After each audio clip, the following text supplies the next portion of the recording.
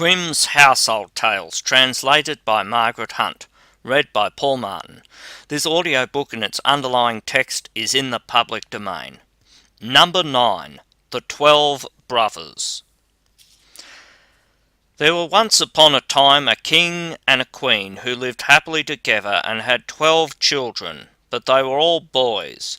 Then said the king to his wife, "If the 13th child which you are about to bring into the world is a girl, the 12 boys shall die, in order that her possessions may be great, and that the kingdom may fall to her alone." He caused likewise 12 coffins to be made, which were already filled with shavings, and in each lay the little pillow for the dead. And he had them taken into a locked-up room, and then he gave the queen the key of it, and bade her not to speak of this to anyone. The mother, however, now sat and lamented all day long until the youngest son, who was always with her, and whom she had named Benjamin from the Bible, said to her, "Dear mother, why are you so sad?" "Dearest child," she answered, "I may not tell you." But he let her have no rest until she went and unlocked the room, and showed him the 12 coffins, ready filled with shavings. Then she said, "My dearest Benjamin, your father has had these coffins made for you and for your 11 brothers. For if I bring a little girl into the world, you are all to be killed and buried in them." And as she wept while she was saying this, the son comforted her and said, "Weep not, dear mother, we will save ourselves and go away." But she said, "Go forth into the forest with your 11 brothers, and let one sit constantly on the highest tree which can be found, and keep watch, looking towards the tower here in the castle. If I give birth to a little son, I will put up a white flag, and then you may venture to come back. But if I bear a daughter, I will hoist a red flag, and then fly away as quickly as you are able. And may the good God protect you. And every night I will rise up and pray for you. In winter, that you may be able to warm yourself at a fire, and in summer, that you may not faint away in the heat." After she had blessed her sons, they went forth into the forest. They each kept watch in turn, and sat on the highest oak, and looked towards the tower. When 11 days had passed, and the turn came to Benjamin, he saw that a flag was being raised. It was, however, not the white, but the blood-red flag, which announced that they were all to die. When the brothers heard that, they were very angry, and said, "Are we all to suffer death for the sake of a girl? We swear that we will avenge ourselves. Wherever we find a girl, her red blood shall flow." Thereupon they went deeper into the forest, and in the midst of it, where it was the darkest, they found a little bewitched hut, which was standing empty.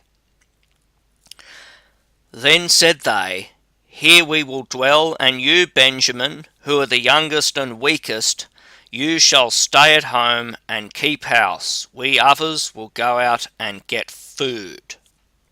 Then they went into the forest and shot hares, wild deer, birds, and pigeons, and whatever there was to eat.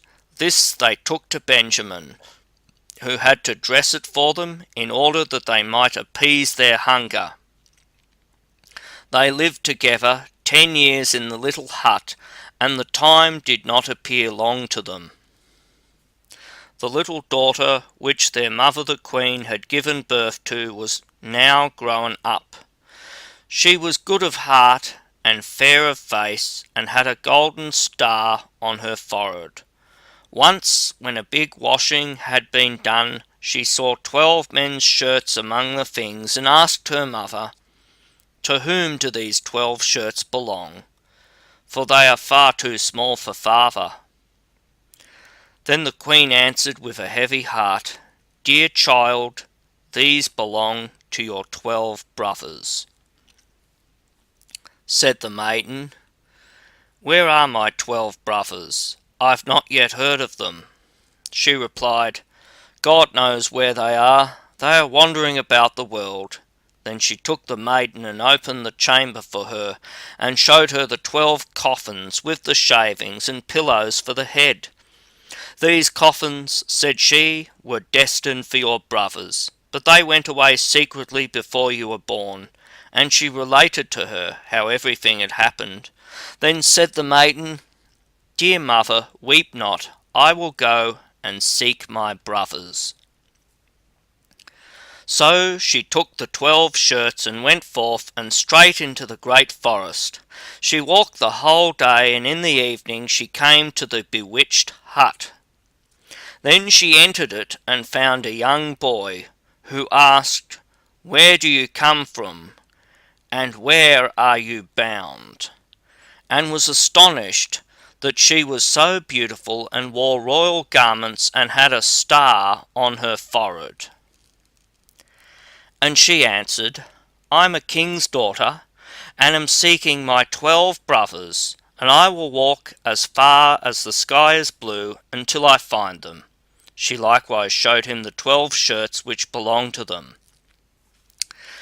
Then Benjamin saw that she was his sister, and said, "I am Benjamin, your youngest brother." And she began to weep for joy, and Benjamin wept also, and they kissed and embraced each other with the greatest love. But after this he said, "Dear sister, there is still one difficulty. We have agreed that every maiden whom we meet shall die, because we have been obliged to leave our kingdom on account of a girl." Then said she, "I will willingly die, if by so doing I can save my 12 brothers." "No," answered he, "you shall not die. Seat yourself beneath this tub until our 11 brothers come, and then I will soon come to an agreement with them." She did so, and when it was night the others came from hunting, and their dinner was ready. And as they were sitting at table and eating, they asked, "What news is there?" Said Benjamin, "Don't you know anything?" "No," they answered.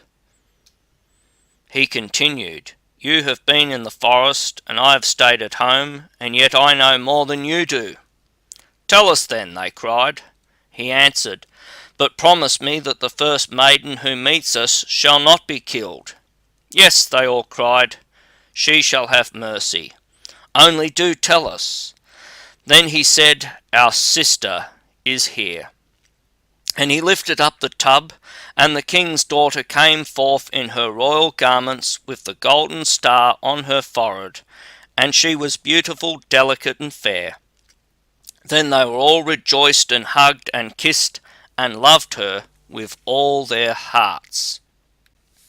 Now she stayed at home with Benjamin and helped him with the work.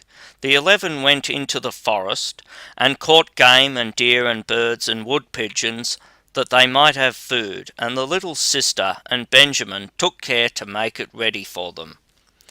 She sought for the wood for cooking and herbs for vegetables, and put the pans on the fire so that the dinner was always ready when the 11 came.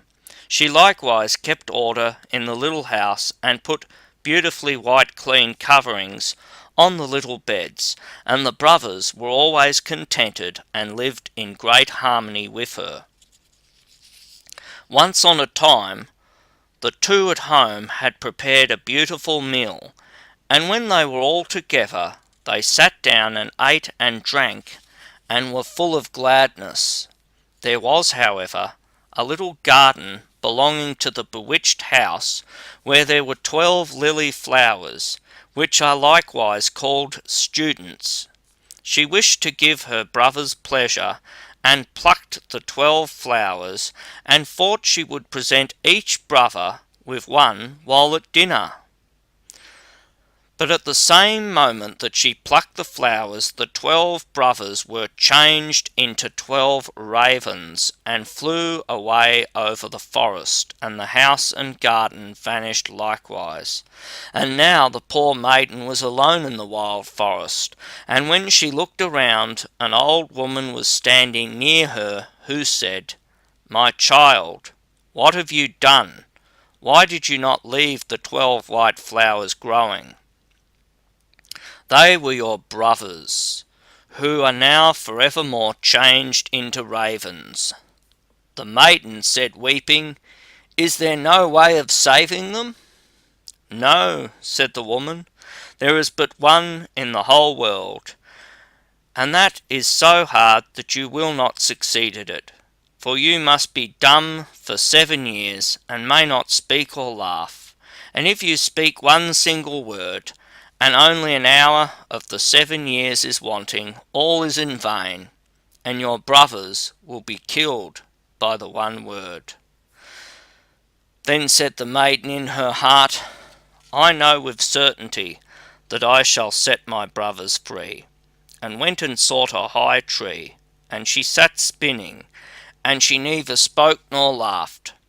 Now it so happened that a king was hunting in the forest, who had a great greyhound, who ran to the tree on which the maiden was sitting, and sprang about it, whining and barking at her. Then the king came by, and saw the beautiful king's daughter with the golden star on her brow, and was so charmed with her beauty that he called to ask if she would be his wife. She made no answer, but nodded a little with her head. So he climbed up the tree himself, carried her down, placed her on his horse, and took her home.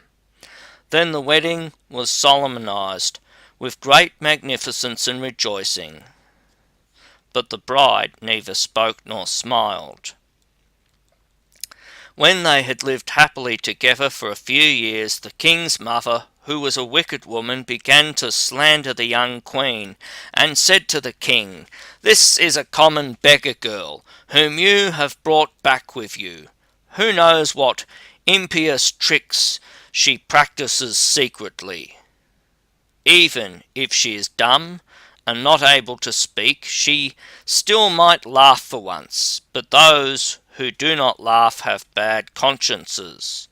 At first the king would not believe it, but the old woman urged this so long and accused her of so many evil things that at last the king let himself be persuaded and sentenced her to death. And now a great fire was lighted in the courtyard, in which she was to be burnt, and the king stood above at the window and looked on with tearful eyes, because he still loved her so much. And when she was bound fast to the stake, and the fire was licking at her clothes with its red tongue, the last instant of the 7 years expired. Then a whirring sound was heard in the air, and 12 ravens came flying towards the place, and sank downwards. And when they touched the earth, they were her 12 brothers, whom she had saved. They tore the fire asunder, extinguished the flames, set their dear sister free, and kissed and embraced her. And now, as she dared to open her mouth and speak, she told the king why she had been dumb and had never laughed. The king rejoiced when he heard that she was innocent, and they all lived in great unity until their death. The wicked stepmother was taken before the judge and put into a barrel filled with boiling oil and venomous snakes, and died an evil death. Grimm's Household Tales, translated by Margaret Hunt, read by Paul